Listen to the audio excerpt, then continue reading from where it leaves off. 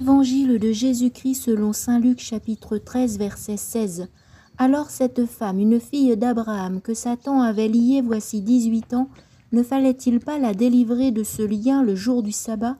À ces paroles de Jésus, tous ses adversaires furent remplis de honte, et toute la foule était dans la joie à cause de toutes les actions éclatantes qu'il faisait. Jésus disait donc: à quoi le règne de Dieu est-il comparable? À quoi vais-je le comparer? Il est comparable à une graine de moutarde qu'un homme a prise et jetée dans son jardin. Elle a poussé, elle est devenue un arbre, et les oiseaux du ciel ont fait leur nid dans ses branches. Il dit encore: à quoi pourrais-je comparer le règne de Dieu? Il est comparable au levain qu'une femme a pris et enfoui dans trois mesures de farine jusqu'à ce que toute la pâte est levée. Tandis qu'il faisait route vers Jérusalem, Jésus traversait villes et villages en enseignant.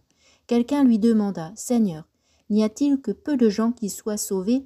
Jésus leur dit: efforcez-vous d'entrer par la porte étroite, car je vous le déclare, beaucoup chercheront à entrer et n'y parviendront pas.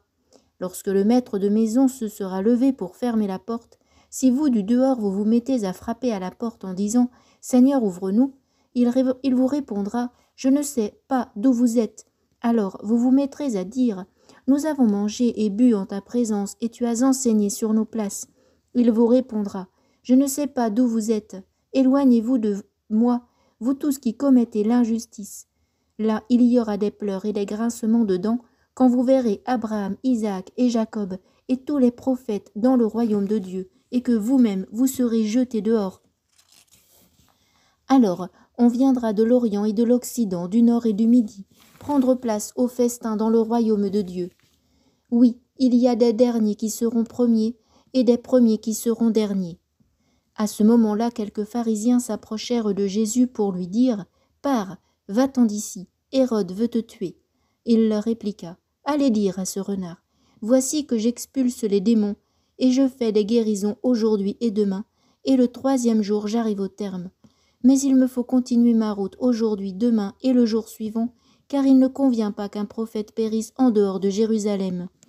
Jérusalem, Jérusalem, toi qui tues les prophètes et qui lapides ceux qui te sont envoyés, combien de fois ai-je voulu rassembler tes enfants comme la poule rassemble ses poussins sous ses ailes, et vous n'avez pas voulu. Voici que votre temple est abandonné à vous-même. Je vous le déclare, vous ne me verrez plus jusqu'à ce que vienne